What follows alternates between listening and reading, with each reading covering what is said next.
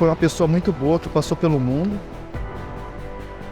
Que me faz levantar todos os dias, e eu tenho muita fé. Eu vejo Jesus como meu irmão. Ele foi, continua sendo uma pessoa muito forte. Aquele que fez o que ninguém fez. Morreu por mim e por você.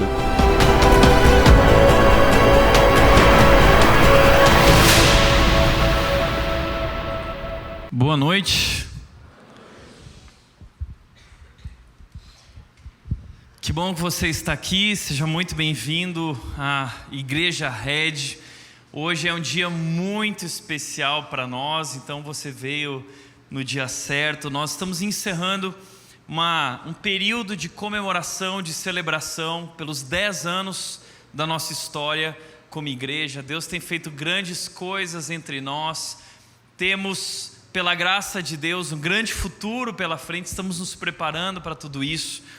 Mas nós queremos encerrar esse período de celebração e comemoração dos 10 anos, agradecendo a Deus por mais uma conquista da nossa igreja. Hoje nós estamos realizando um grande sonho, lançando o nosso primeiro livro como igreja, chamado Jesus Não É Quem Você Pensa. E hoje a mensagem, o tema dessa noite é sobre isso. Eu gostaria de falar sobre esse Jesus, do qual muitas vezes temos ideias erradas que não correspondem realmente com quem Ele é.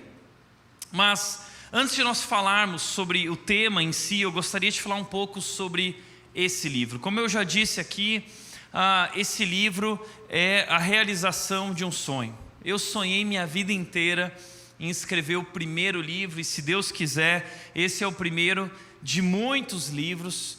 E eu estou muito feliz porque esse primeiro livro é sobre Jesus, sobre o nosso Senhor Jesus Cristo, nosso Salvador, que tem feito grandes coisas em nossas vidas. A gente costuma dizer que tudo aqui é sobre Jesus.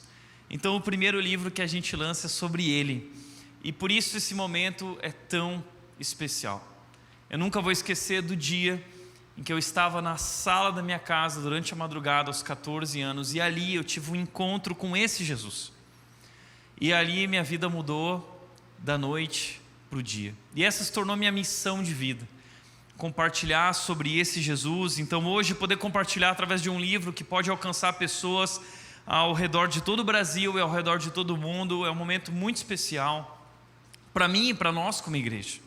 Mas além disso, uma segunda consideração é que esse livro, ele é resultado, é fruto de um trabalho de uma equipe incrível.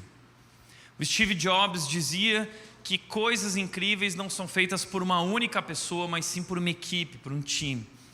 E nós aqui na igreja temos um time de pastores, de líderes, pessoas altamente capacitadas em comunicação, um time incrível. E você vai ver isso ao ler as páginas desse livro. Eu lembro que quando nós começamos o projeto, eu virei para a equipe, e a minha ideia, a ideia que eu lancei para essa turma foi: o meu desejo é que seja muito mais do que uma leitura, que as pessoas que tiverem contato com esse livro, meu sonho e desejo é que elas possam ter uma experiência com Jesus, que elas possam sentir, experimentar Jesus através das páginas desse livro.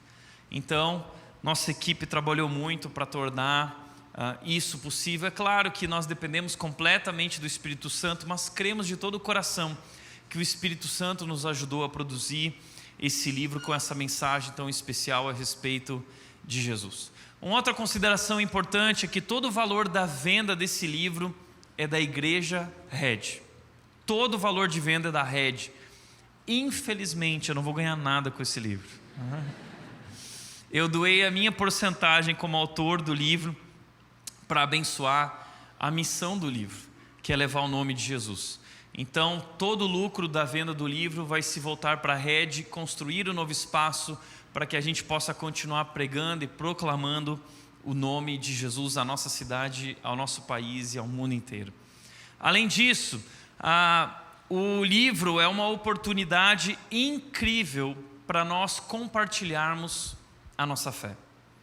Eu não sei você, mas desde que eu recebi meu chamado aos 14 anos e tive meu encontro com Jesus, Jesus incendiou meu coração para compartilhar a verdade a respeito de quem Ele é para os meus amigos. E na época eu não sabia exatamente como fazer isso. Se tornou um grande desafio para mim. Essa igreja é uma resposta a esse desafio, uma igreja pensada, planejada para os meus amigos que não eram cristãos, e um livro pensado e planejado para eles. Como eu gostaria de poder entregar hoje esse livro para os meus amigos e compartilhar minha fé com eles. Nós, como cristãos, somos chamados a compartilhar a nossa fé, a razão da nossa esperança. Devemos fazer isso com nossa vida, com nossas palavras, e agora temos mais um instrumento que pode nos ajudar a ter conversas legais. Quem sabe um pequeno grupo na sua casa, quem sabe um café com um amigo, vocês podem conversar sobre isso. Então aproveite a oportunidade para o seu crescimento espiritual, mas também para presentear alguém que você gostaria de compartilhar a maior verdade, a verdade mais importante do mundo sobre Jesus Cristo. Teve um empresário da nossa igreja que sexta-feira ele comprou 100 exemplares do livro. 100. 50 ele vai dar aos seus funcionários e familiares, e os outros 50 ele decidiu deixar na rede para abençoar pessoas que não têm condições de comprar o livro. Então, se você é uma dessas pessoas que não tem condição nenhuma de investir nesse livro, você pode adquirir o livro. É muito importante que você cresça e tenha contato com esse material especial da nossa igreja. Então nós também queremos te abençoar através da vida desse empresário. Você vai ser abençoado. Mas eu quero te desafiar, se você é um empresário ou se você tem recursos, a investir nisso e abençoar pessoas ao teu redor, familiares, amigos, colegas, colaboradores da sua empresa, com essa mensagem tão especial. Essa é uma grande ferramenta, uma grande oportunidade. Por último, o livro nasceu. Esse livro nasceu como resposta a um incômodo. Como assim um incômodo? Um incômodo no meu coração, por viver no meio de tantas pessoas que dizem acreditar em Jesus, pessoas que dizem crer que Ele é o Filho de Deus até, mas pessoas que ainda não entenderam de fato quem Ele realmente é e nunca tiveram um encontro verdadeiro com Jesus. Então esse livro foi escrito como uma resposta para corrigir ideias erradas a respeito de Deus, porque muitas vezes a ideia que nós temos não corresponde com quem Ele realmente é. E o perigo disso é nós nos relacionarmos com uma caricatura de Jesus que não é realmente Ele. Isso vai nos levar na direção errada. A fé em algo errado te levará ao lugar errado. A fé em algo errado vai te levar à frustração, à decepção com Deus. Sobre isso que a gente fala nesse livro, sobre como corrigir e como conhecer de fato a Jesus Cristo em nossas vidas. E a pergunta que move esse livro é a pergunta: quem é Jesus? Essa pergunta é o fio condutor de todo o nosso livro. O livro existe para responder, para tentar responder de uma maneira simples, objetiva e direta essa pergunta, que é a pergunta mais importante de nossas vidas. No mundo de 8 bilhões de pessoas, cada pessoa tem uma resposta, uma definição. Uns vão dizer que Jesus foi uma pessoa boa, outros que Ele foi um profeta, outros que Ele foi um mestre com ensinamentos sábios, outros vão dizer que Jesus foi alguém que veio ao mundo e Ele era paz e amor, e Ele deixou bons exemplos para a gente seguir. Afinal de contas, quem é Jesus? Agora, você precisa responder essa pergunta. Você precisa conhecer a verdade. Essa pergunta é mais importante, por exemplo, do que com quem eu vou me casar. Essa pergunta é mais importante do que qual a carreira que eu vou seguir. Essa pergunta é mais importante de qual curso de faculdade eu vou cursar. Essa é a pergunta mais importante de nossas vidas. Sabe por quê? Porque as nossas vidas dependem da compreensão da resposta dessa pergunta. O seu futuro, a sua eternidade, a sua vida além, após aqui, depende da compreensão da resposta, da compreensão correta da resposta dessa pergunta. Quem é Jesus? O problema é que nós vivemos no meio de um mundo com tantas definições que não correspondem de fato a Jesus. Por exemplo, Fábio Porchat, quando foi questionado sobre Jesus, respondeu que Jesus é um baita cara legal. Talvez essa seja a principal definição que o mundo dá para Jesus. Jesus é um baita cara legal. Agora, essa definição passa longe de quem é Jesus. Sabe por quê? Como disse Tim Keller, Jesus não foi apenas um cara legal que fez o bem no mundo. Você não crucifica caras legais, você crucifica ameaças. Se Jesus era um baita cara legal, por que ele foi crucificado? Por que ele foi rejeitado? João capítulo 1 diz isso. Ele veio ao mundo, mas o mundo não o reconheceu, porque tinha uma ideia errada a respeito dele. Ele veio ao seu próprio povo e o seu povo o rejeitou. Por que eles o rejeitaram se ele era um baita cara legal? Porque na verdade, Jesus era uma ameaça. E Jesus é até hoje uma ameaça para muitos de nós. E se você não entendeu que ameaça é essa, por que Jesus é uma ameaça? Se você ainda não entendeu isso, você ainda não entendeu quem é Jesus.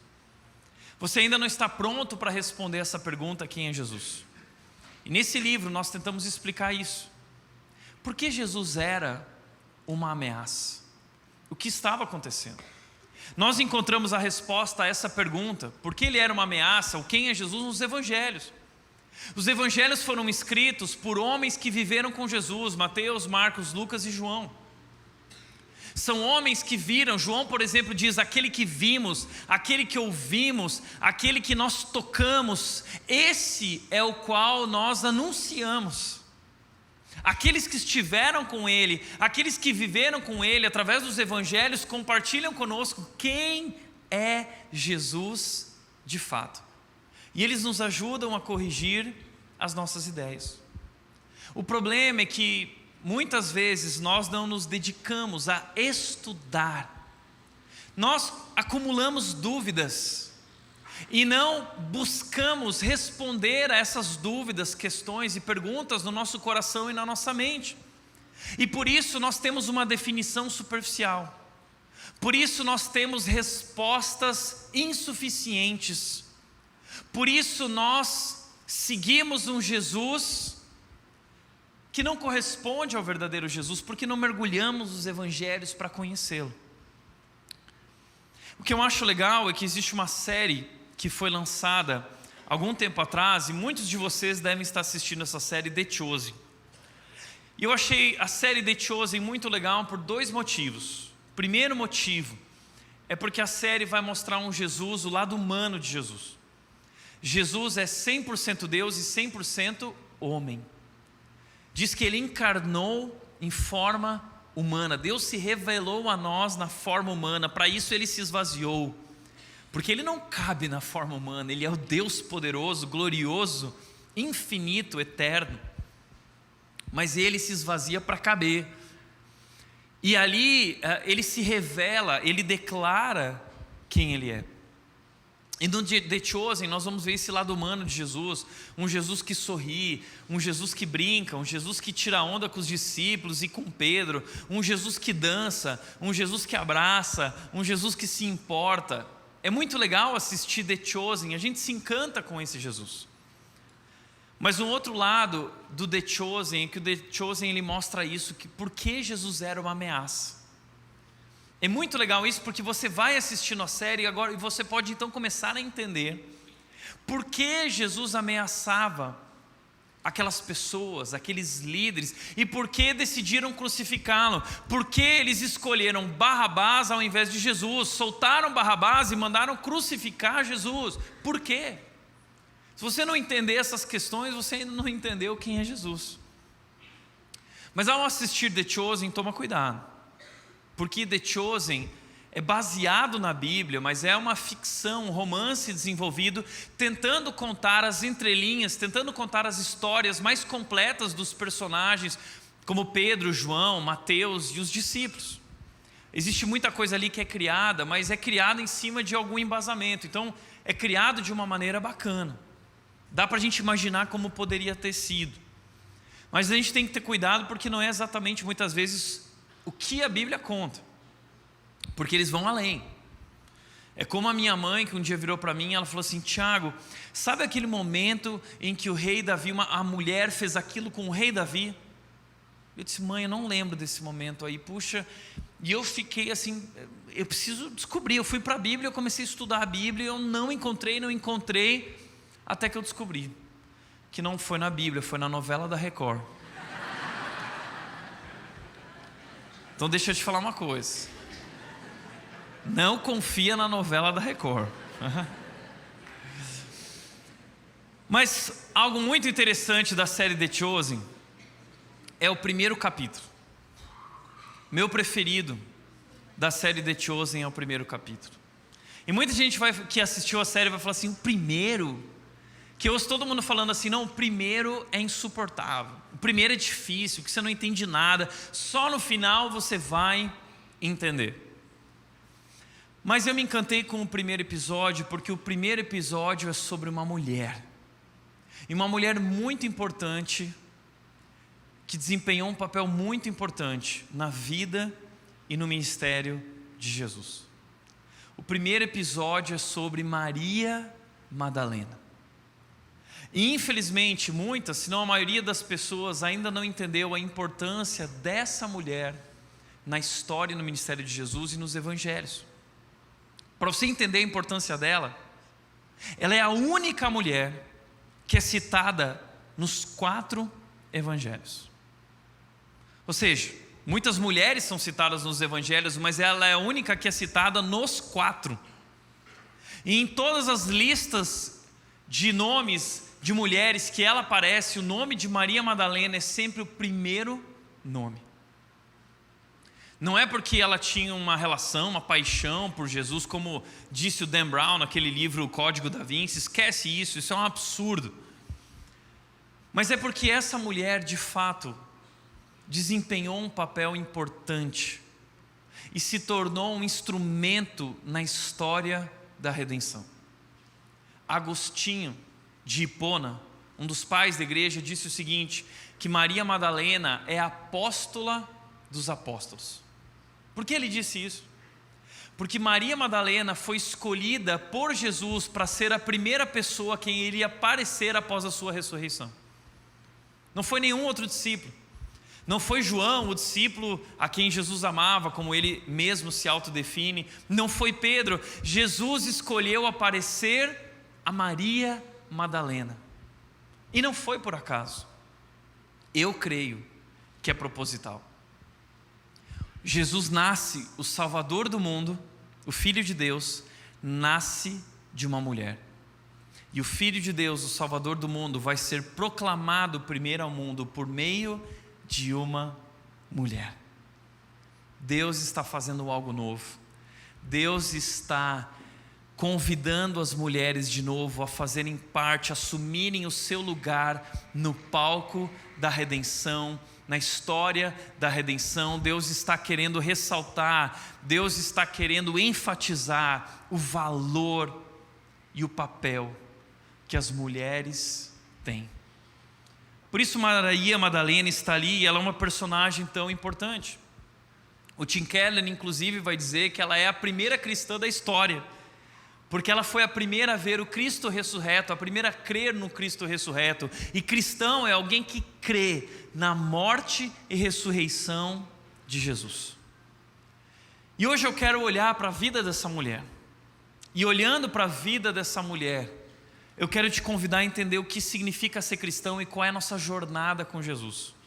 Quais são os estágios da nossa jornada e como nós podemos conhecer de fato o verdadeiro Jesus como ela conheceu.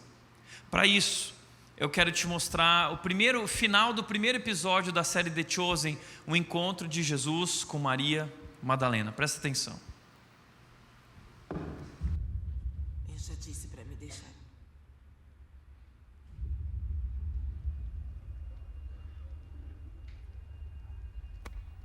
Isso não é para você. Não me toque. Lily? Lily? Lily, você está bem?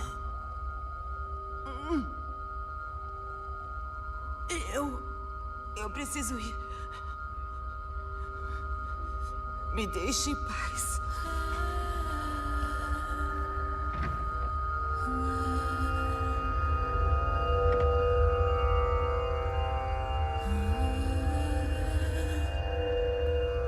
Deixe-me em paz.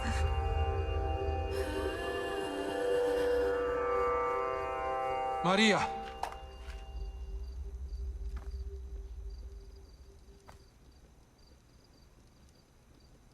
Maria de Magdala.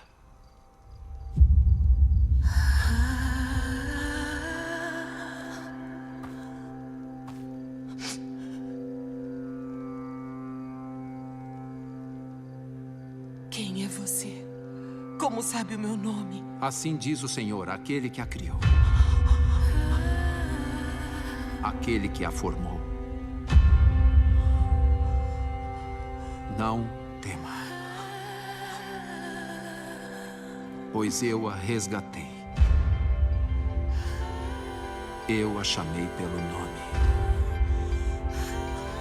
Você é minha.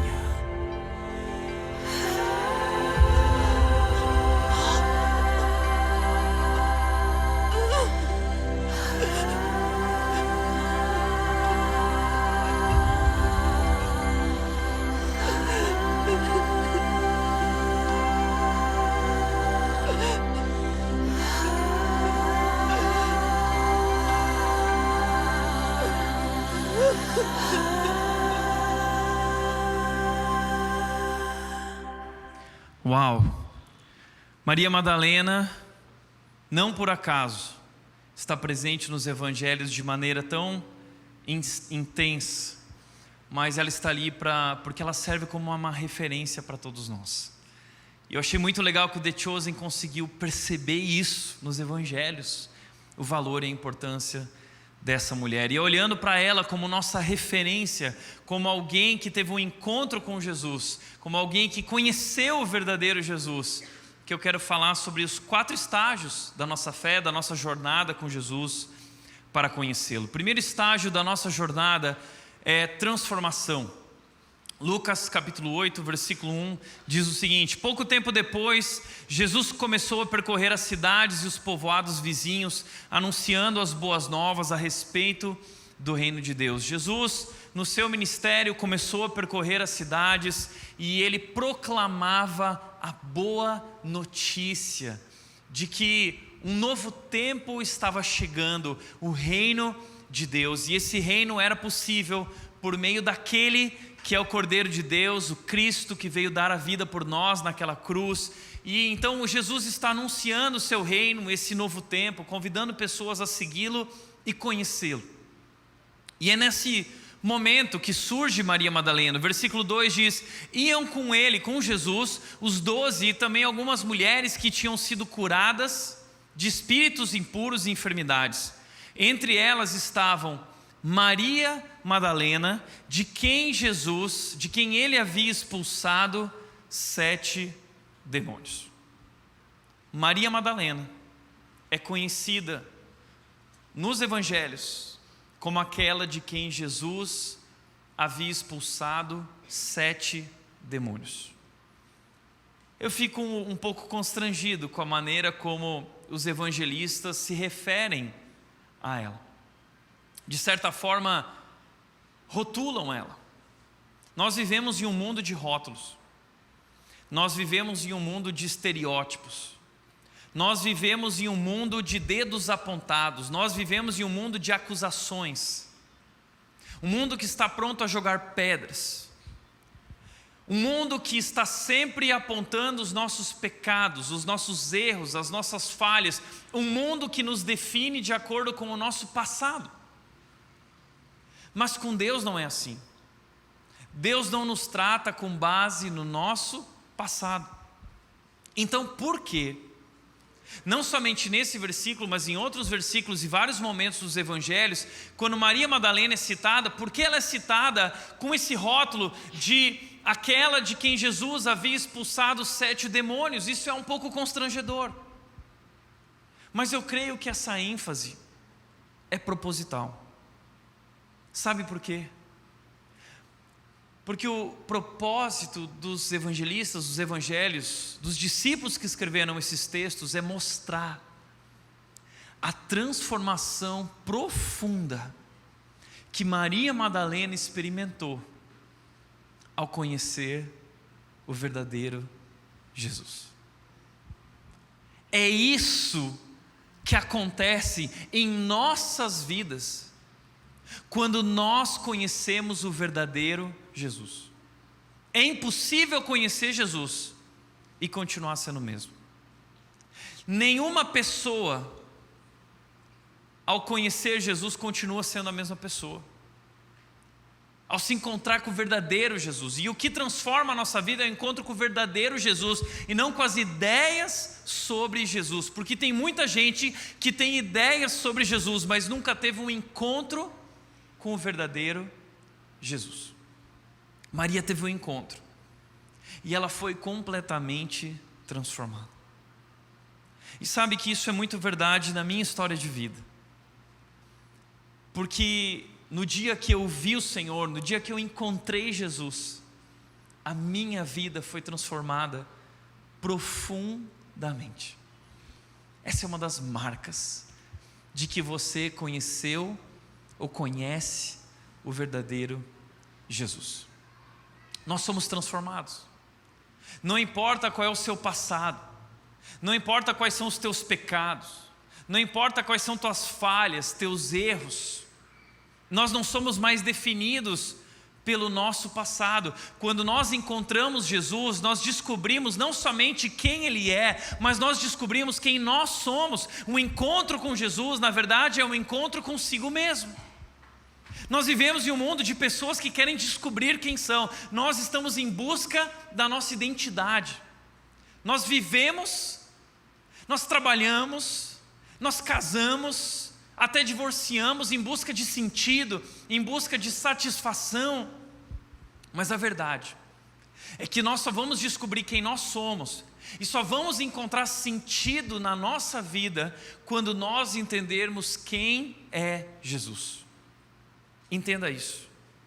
Você foi criado por Jesus e para Jesus. E enquanto você não entender isso, sua vida jamais fará sentido. Paulo disse em Colossenses 1, 15 e 16, ele diz que Jesus é a imagem do Deus invisível. E no versículo 16 ele diz: todas as coisas foram criadas por Ele e para Ele.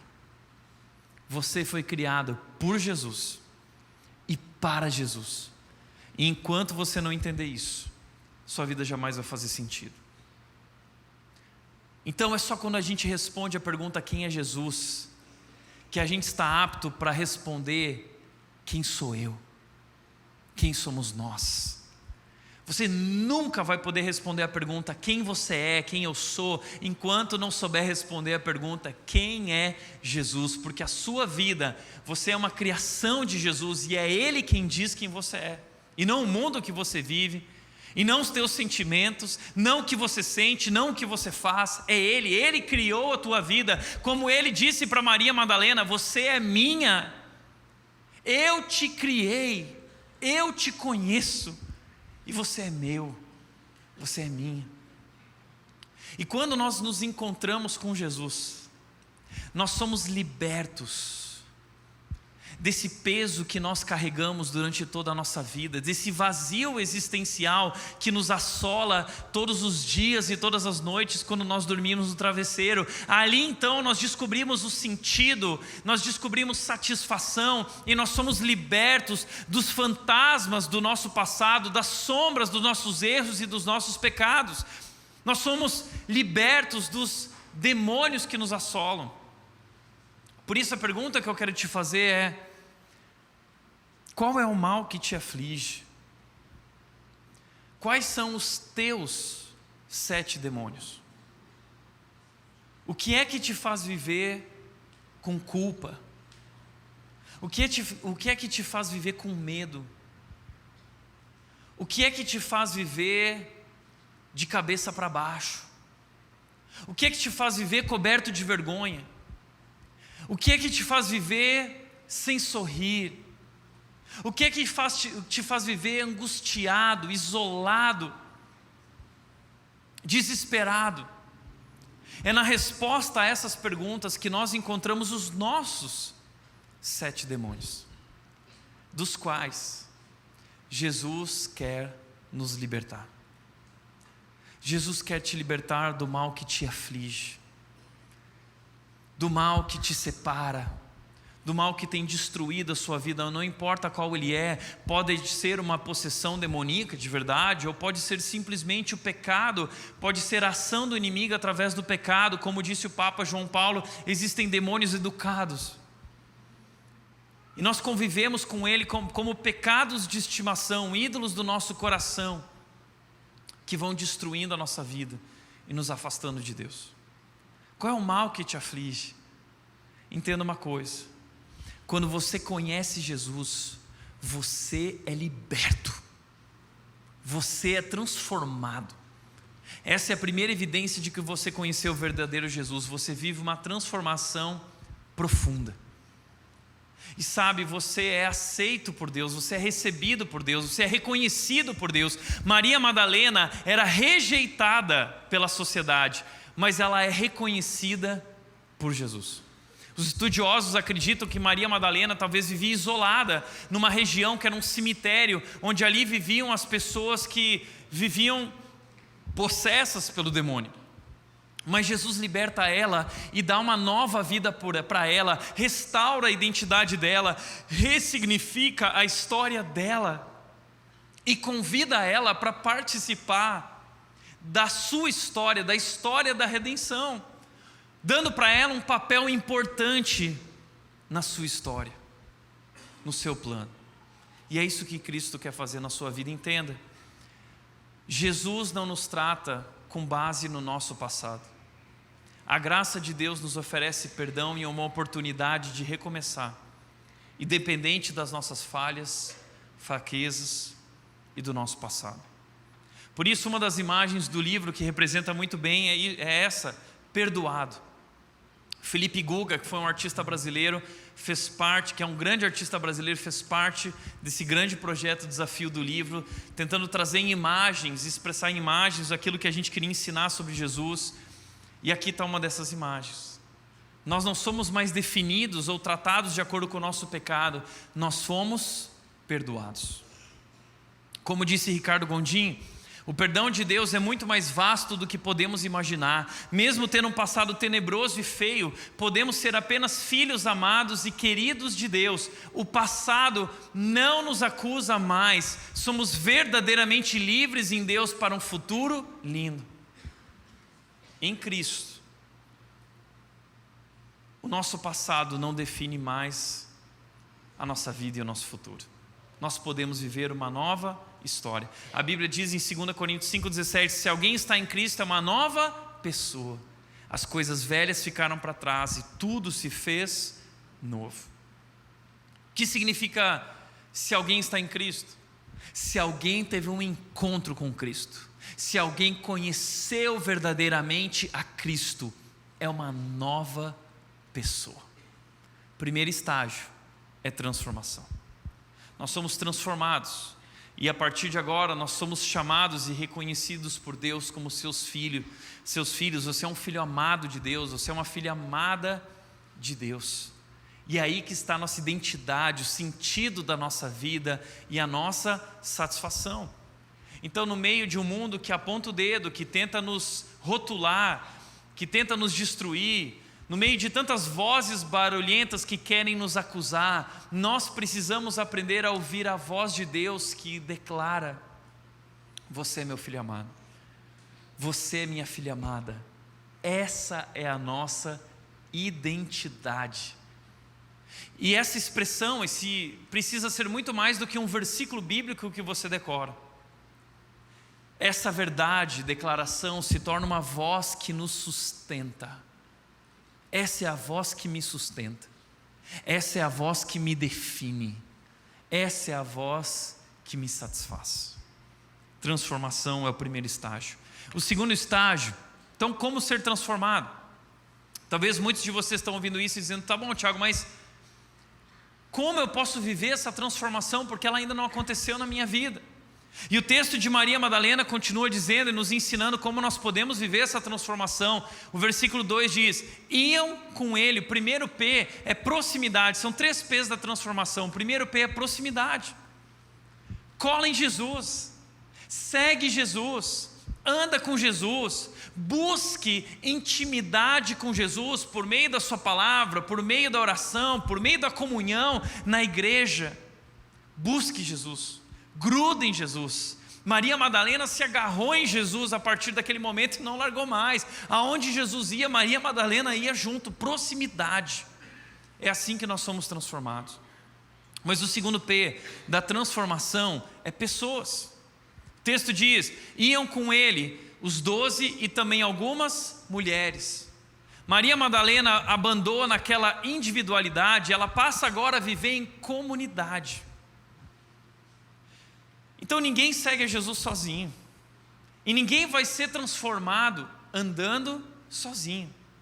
A gente precisa andar com Jesus e precisa andar perto daqueles que andam e caminham com Jesus. Isso é essencial. Pessoas precisam de Deus, mas pessoas precisam de pessoas. Terceiro P é piedade. O texto continua dizendo: e muitas outras mulheres que contribuíam com seus próprios recursos para o sustento de Jesus e seus discípulos. Você quer ser transformado? Proximidade, conhecer Jesus, intimidade com Ele, pessoas e piedade. O que é piedade? Piedade é devoção. Piedade é consagração. Piedade é rendição, é render tudo que eu sou diante de Deus. Foi isso que essas mulheres fizeram. Elas renderam tudo. Seus próprios recursos foram colocados à disposição de Deus, não mais para o seu benefício próprio, mas para abençoar o ministério de Jesus. E sabe como a gente pode medir a espiritualidade de alguém, ou diagnosticar a fé de alguém com relação ao seu compromisso com Cristo? É a sua generosidade, é a sua disposição de repartir, é a sua disposição de doar. É aqui que a gente vê quem realmente ama Jesus, porque onde estiver o nosso tesouro, é aí que estará o nosso coração. Essas mulheres renderam seus tesouros a Cristo, elas renderam seus corações a Cristo. Enquanto você não render teu coração, tua vida em consagração a Cristo, você não vai ser transformado. Proximidade, pessoas e piedade. Maria Madalena nos ensina esse caminho de transformação. Segundo lugar, crucificação. O segundo estágio na nossa jornada com Jesus e para conhecer Jesus é a crucificação. O texto de João 19:25 diz: perto da cruz estavam a mãe de Jesus, a irmã dela, Maria, e a esposa de Clopas, e Maria Madalena. 3 Marias diante da cruz, e aqui esse texto, Maria Madalena não está em primeiro lugar, porque está junto com a mãe de Jesus, que naquele momento era mais importante. As 3 Marias diante da cruz, ou como diz o texto, perto da cruz. Se você quer conhecer Jesus, você precisa se aproximar da cruz. Você precisa olhar para a cruz. Precisa entender a cruz. Precisa compreender o que Jesus fez na cruz. Enquanto você não entender por que Jesus Cristo tinha que morrer, você não entendeu quem é Jesus. E eu quero responder objetivamente isso, dizendo que Jesus é o Cordeiro de Deus. João Batista disse isso: vejam, é o Cordeiro de Deus que tira o pecado do mundo. Sobre nós, sobre toda a humanidade, há uma condenação. Todos nós estamos condenados à morte. E por quê? Porque esse é o resultado do pecado. A Bíblia diz que o salário do pecado, o resultado do pecado é a morte. E nós pecamos. A Bíblia diz que todos pecaram. Adão pecou, se rebelou contra Deus, comendo daquele fruto, decidindo viver independentemente, optando pela ruptura com Deus. Isso trouxe consequências trágicas, como morte espiritual, morte física e morte eterna. Estamos condenados. Que tragédia. E que triste seria viver assim para sempre, não é? Mas graças a Deus, porque a história não terminou assim. Deus enviou seu próprio Filho para morrer naquela cruz por mim e por você, para que a morte não seja mais a última palavra. Então, Deus envia seu Filho que nunca pecou, Jesus Cristo, o próprio Deus encarnado, o justo dá a vida pelos injustos, e através da sua obra, Ele declara que nós, os injustos, agora somos justos, somos perdoados e aceitos por Deus. Jesus levou sobre si a nossa condenação. Jesus levou sobre si os teus pecados. Isaías 53 diz que Ele foi esmagado, que Ele foi transpassado pelo nosso pecado. Por isso que Ele é conhecido na Bíblia como Cordeiro de Deus que tira o pecado do mundo. Por que um cordeiro? Porque essa é uma das marcas do cordeiro. Ele vai ser abatido, ele vai ser morto e ele fica calado. Ele foi para a cruz calado. Ele não disse uma só palavra. Ele fez isso por amor. Esse é o nosso Cristo. E quando nós entendemos que Ele deu a vida por nós, nós compreendemos a sua morte, nós também somos convidados a caminhar na direção da cruz. A cruz não é só para Jesus, a cruz é para todos nós. Marcos capítulo 8, 34 disse: depois chamou a multidão e os discípulos e disse: se alguém quer ser meu seguidor, negue-se a si mesmo, tome a sua cruz e siga.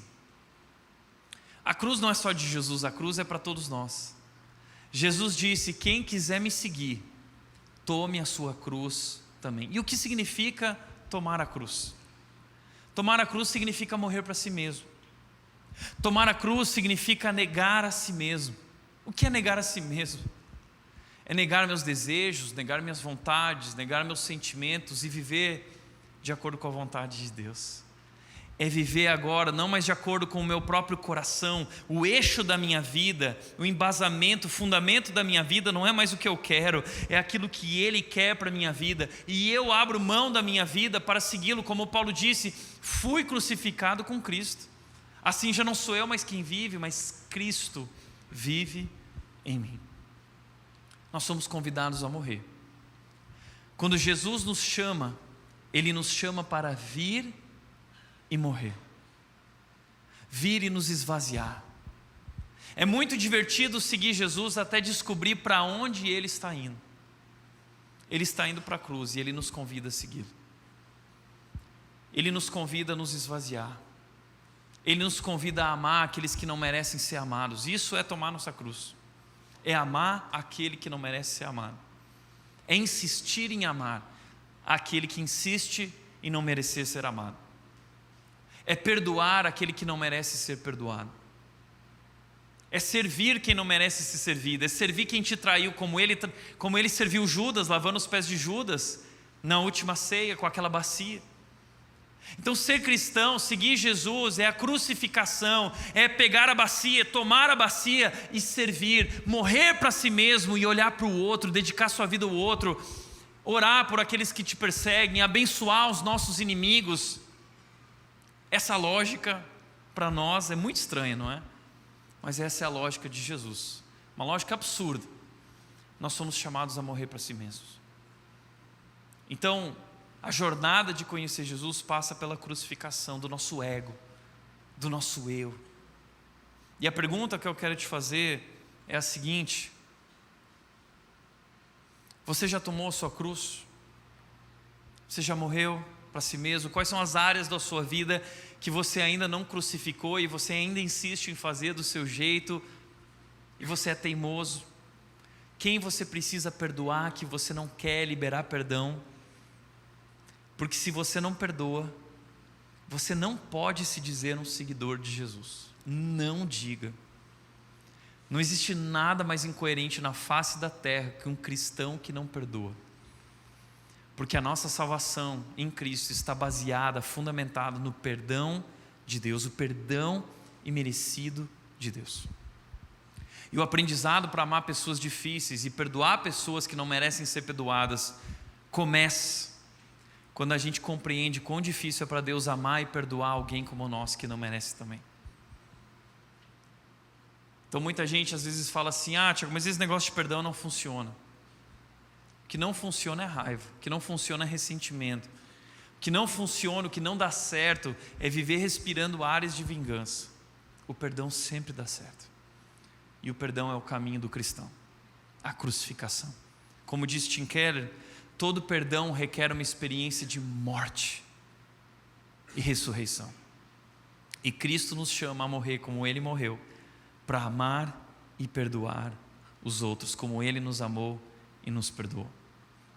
Terceiro estágio na jornada cristã é a ressurreição. João 20, versículo 1 diz: no primeiro dia da semana, bem cedo, enquanto ainda estava escuro, Maria Madalena foi ao túmulo e viu que a pedra da entrada tinha sido removida. Depois de Jesus Cristo morrer na cruz, 3 dias haviam se passado. Maria então vai ao túmulo. Era madrugada, estava à noite ainda, os discípulos estavam trancados em casa com medo, e Maria, corajosa, ela está sempre perto de Jesus, próxima de Jesus, até no momento da sua morte. Ela não abandona nem o corpo de Jesus, ela persiste nessa relação. E quando ela chega lá, ela toma um susto. A pedra foi rolada, a pedra foi movida e o corpo de Jesus não estava lá. Ela entra em desespero, ela sai correndo, ela encontra no caminho Pedro e João. Pedro e João então vão até o local e veem também lá que o pano está lá, mas o corpo não está. E eles saem disparados para falar com os outros discípulos. Enquanto isso, Maria Madalena volta. E quando Maria Madalena volta, então acontece o seguinte, versículo 13: os anjos lhe perguntaram: mulher, por que você está chorando? Ela respondeu: porque levaram o meu Senhor e não sei onde o colocaram. Ela persiste, ela chora, ela busca, ela não abandona, ela não desiste. Então os anjos se revelam a ela e perguntam: Maria, mulher, por que você está chorando? E aí os versículos seguintes dizem, 14 e 15, então, ao virar-se para sair, quando ela estava virando para sair, ela viu alguém em pé. Quem era? Era Jesus. Mas ela não o reconheceu. Olha que interessante isso. É sobre isso que nós estamos falando. Sobre não reconhecer Jesus. Por que ela não reconheceu Jesus? Porque ela tinha uma ideia que não correspondia àquele Jesus naquele momento. Era um novo Jesus diante dela, um Jesus muito maior do Jesus que ela havia conhecido. E esse é o nosso problema. Assim como o de Maria Madalena, muitas vezes Jesus está do nosso lado, à nossa frente, em pé diante de nós, e nós não somos capazes de reconhecê-lo. Como João capítulo 1 diz: veio ao mundo que criou, mas o mundo não o reconheceu. É proposital o uso dessa palavra por João. O mundo não reconheceu, Maria Madalena não reconheceu, nós não reconhecemos porque temos ideias erradas, insuficientes, pequenas demais diante da grandeza de quem Ele realmente é. Então, o texto diz que: mulher, por que você está chorando? Perguntou ele: a quem você procura? E diz que o texto, pensando que fosse o jardineiro, ela disse: se o Senhor o levou embora, diga-me onde o colocou e eu irei buscá-lo. Ela pensou que era o jardineiro. Ela olha para Jesus e acha que é o jardineiro. E aqui tem algo interessante. Maria está errada. Porque não é o jardineiro, é Jesus. Mas por outro lado, de uma maneira especial e metafórica, Maria está certa. É o jardineiro. Como assim, Tiago, é o jardineiro? O livro de João é o meu evangelho preferido, um dos meus livros preferidos na Bíblia. Esse livro aqui foi escrito baseado em João. E João, ao escrever o evangelho dele, contar para nós quem Jesus é, ele decidiu contar quem Jesus é a partir do relato da criação, apontando para a criação, para o Gênesis. E ele começa o livro dele dizendo: no princípio. As primeiras palavras da Bíblia em Gênesis 1:1 são: no princípio Deus criou os céus e a terra. Então João começa o evangelho dizendo: no princípio, aquele que era o verbo estava lá, o Logos. Ele era a luz. E João vai descrevendo Gênesis capítulo 1, usando elementos da criação durante todo o seu livro, não somente no início do seu livro. E N.T. Wright, um grande estudioso, acredita que nesse momento João está usando o elemento do jardineiro de uma maneira metafórica para nos remeter à criação. Sabe por quê? Porque Jesus estava na criação. Eu creio que quem estava com Adão e Eva era Jesus, porque Jesus é a imagem do Deus invisível. Ele é a expressão exata de quem Deus é. Deus é Espírito, Deus Pai, mas Jesus é a imagem de Deus. E Ele estava na criação. E o jardineiro agora está no jardim, através da sua obra.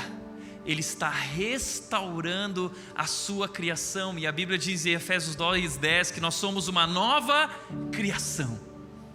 Um novo jardim Deus está criando, novas pessoas, um novo mundo, um novo reino. E ali está o jardineiro que conhece cada um de nós, que criou nossas vidas e quer dar sentido à nossa vida e ressignificar a nossa história. É então que o jardineiro Jesus vira para Maria e diz o seguinte: Maria, por que você está chorando? Por que você está chorando? Você ainda não entendeu? Eu ressuscitei, eu venci a morte, eu estou diante de você. Por que você está chorando? E eu acho tão interessante essa expressão de Jesus: por que você está chorando? Porque há um texto em Apocalipse capítulo 5:5 que descreve a vitória de Jesus na cruz e diz o seguinte: não chore, veja, o leão da tribo de Judá, o herdeiro do trono de Davi, conquistou a vitória. Maria, por que choras? Eu venci a morte. Essas são as últimas notícias. Você precisa atualizar, ler um jornal mais atualizado. Eu venci a morte, eu venci o pecado, o mundo foi liberto, uma nova história, um novo momento está começando, algo novo está começando. Pare de chorar. A mesma pergunta que Jesus fez a Maria é a pergunta que Ele faz a nós hoje: por que você está chorando? Por que você está chorando? Jesus Cristo venceu a morte, Ele ressuscitou, o nosso Rei está sentado no trono, governando sobre nossas vidas, declarando que somos mais do que vencedores por meio daquele que nos amou. Por que você está chorando? Por que você vive com culpa? Por que você vive com medo? Por que você vive com vergonha? Por que você vive sem sorrir? Por que você vive de cabeça baixa? Jesus Cristo venceu a morte e nós vencemos com Ele. Por que você está chorando? Talvez você precise, assim como Maria, atualizar e lembrar que Jesus venceu a morte e nós vencemos com Ele. Então Jesus diz: Maria, disse Jesus. Ela se voltou para Ele e exclamou: Rabone, que em aramaico quer dizer mestre. Isso é importante. Eu quero que você lembre dessa palavra mestre. Ela vira para Jesus e diz mestre, porque Maria não precisa ser só atualizada sobre as notícias, mas atualizada sobre quem Jesus é. Jesus não é só mestre, Jesus é o Senhor, o Deus poderoso que ressuscitou. Ele é o Cristo ressurreto. Ele não é mais apenas o Jesus de Nazaré, Ele é o Cristo ressurreto. que vai assentar agora à direita do Pai e reinar soberano sobre todo o universo. Então, Jesus lhe disse: não se agarre a mim, pois ainda não subi ao Pai. Não se agarre a mim, pois ainda não subi ao Pai. Imagina que uma pessoa que você ama muito morreu. Imagine uma pessoa que você perdeu. Se essa pessoa aparecesse agora diante de você, o que você faria? Se eu visse meu pai, eu o agarraria. Eu não largaria. Foi isso que Maria Madalena fez quando ela viu Jesus. Ela agarrou Jesus, que ela não queria largar. E Jesus parece um pouco indelicado, porque ele diz: não se agarre a mim, pois ainda não subi ao Pai. Parece que Jesus está sendo indelicado, e tem alguns momentos em que Jesus parece assim indelicado e a gente não entende a resposta dele, curta e grossa. Existe um outro momento em que a mãe de Jesus fala com ele, dizendo: filho, você pode fazer isso? E ele diz: que tenho eu contigo, mulher? Mas sempre que Jesus faz isso, Jesus está nos convidando a corrigir e ampliar a ideia a respeito de quem Ele é. E é isso que Jesus está fazendo com Maria Madalena agora, convidando ela a entender que Ele precisa voltar ao Pai, porque Ele é o Deus poderoso que agora vai voltar e sentar no trono à direita do Pai, mas também corrigir e ampliar a ideia a respeito de quem Ele é como Cristo ressurreto. Como disse a Sharon James, além de precisar soltar as mãos da roupa dele, ela precisava deixar para trás sua antiga definição de quem Jesus era. Seu amigo e mestre se transformara repentinamente em algo muito maior que um homem justo vinculado ao lugar e ao tempo em que ela vivia. Agora, Ele era o Salvador ressurreto para toda a humanidade, para sempre. Maria precisava fazer essa passagem do Jesus de Nazaré para o Cristo ressurreto, o próprio Deus revelado na história. E essa é a maior notícia, essa é a boa notícia que o cristianismo veio trazer à humanidade: que Deus é idêntico a Jesus Cristo. Jesus é Deus. Mestre a gente admira, mas Deus a gente adora. Então Maria agora precisa aprender a adorá-lo como Deus, e eu e você precisamos aprender a vê-lo como Cristo ressurreto. Enquanto não entendemos o papel, o valor da ressurreição e do que Ele fez, nós não entendemos quem Jesus é. E tem muita gente aqui, e tem muitas pessoas no Brasil que acreditam em Jesus, que acreditam que Ele é o Filho de Deus, que acreditam que Ele morreu numa cruz, que tem muitas ideias sobre Jesus, que frequentam igrejas, que inclusive fazem a oração que Jesus ensinou, mas fazem a oração como fazem qualquer outra oração, inclusive a São Francisco. Pessoas que ainda não viram o Senhor, não tiveram um encontro com Deus, ainda não foram de fato transformadas ao enxergar a glória divina na face de Jesus. Maria nesse momento enxerga a glória divina na face de Jesus, e é o que eu e você precisamos fazer. Ele é mais que um mestre, Ele é o próprio Deus revelado a nós. Deus é como Jesus. Mas o texto continua dizendo: Jesus lhe disse: não se agarre a mim, pois ainda não subi ao Pai. Então Ele diz: mas vá. E o quarto estágio da nossa jornada com Jesus e de conhecer a Jesus é missão, transformação, crucificação, ressurreição e essa experiência em ver o Senhor. E o vá. Quando nós conhecemos Jesus, nós somos enviados como instrumentos dele, somos transformados e somos enviados como um testemunho do poder dele. Nós nos tornamos o palco da manifestação do seu poder, e através de nossas vidas o mundo pode conhecer a Jesus. Vá. E olha que incrível isso. Em Deus, o nosso passado não define mais o nosso futuro. nós podemos viver uma nova história. Aquela mulher da qual Jesus, aquela mulher que vivia possessa por espíritos imundos e malignos, agora se torna a primeira a proclamar a verdade sobre Cristo Jesus, apóstola dos apóstolos, uma das mulheres mais importantes de toda a história, que tem sua história ressignificada por Jesus, e um papel então tão importante na história da redenção. Vá. E Jesus agora te convida também, dizendo: vai e conte ao mundo, vai e conte para eles, vai e diga para eles, conte a boa notícia.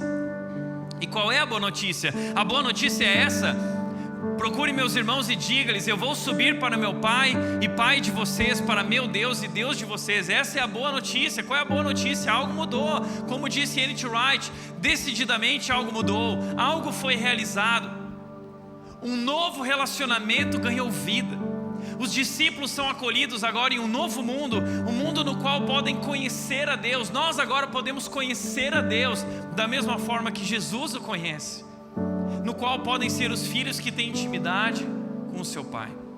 Ele continua dizendo: agora Jesus rompeu o exílio, abriu um caminho de volta do derradeiro país distante, a própria morte, um caminho de volta à casa do Pai. Nós somos os filhos perdidos voltando para a casa do Pai. Esse caminho agora através de Cristo é possível, e todos que seguem Jesus são bem-vindos lá, em nome dele, como filhos e filhas amados por Deus. Filhos e filhas amados por Deus. Essa é a boa notícia. Você pode conhecer a Deus, você pode ter um relacionamento com Deus, você é aceito na casa de Deus, você é um filho, uma filha amada por Deus. E que essa verdade não seja só um versículo decorado, que seja uma voz que te sustenta, traz sentido e satisfação na tua vida. Um filho e uma filha amada de Deus. Então, Maria Madalena encontrou os discípulos e disse, proclamou. O que ela diz? Eu vi o Senhor. Não é mais o mestre. Eu vi o Senhor. Kyrios. Eu vi. Ele é Deus. Ele ressuscitou. Ele é quem diz que ele é quem ele realmente dizia que era. Essa é a boa notícia. E essa notícia muda tudo. Eu vi o Senhor. E o meu desejo é que através desse livro você possa viver uma experiência com Jesus, como Maria Madalena, e dizer: eu vi o Senhor. Eu vi. Como Jó viveu essa experiência, ele diz em Jó 42, ele diz: antes eu só te conhecia de ouvir falar, mas agora os meus olhos te veem. Você já viu o Senhor? Muita gente fala: Tiago, você sempre repete a história dos 14 anos. Sabe por quê? Porque foi o dia que eu vi o Senhor. Você já viu o Senhor? Você já viu a glória divina na face de Jesus? No dia que você vê o Senhor, você vai ser completamente transformado. E você não vai conseguir fazer outra coisa senão proclamar o nome dEle, senão através da sua vida apontar para a glória dEle, viver para Ele, viver com Ele e não largar dEle. É isso que acontece. Então Marcos diz que, em outro texto, Marcos diz: ela foi aos discípulos que lamentavam e choravam e contou o que havia acontecido.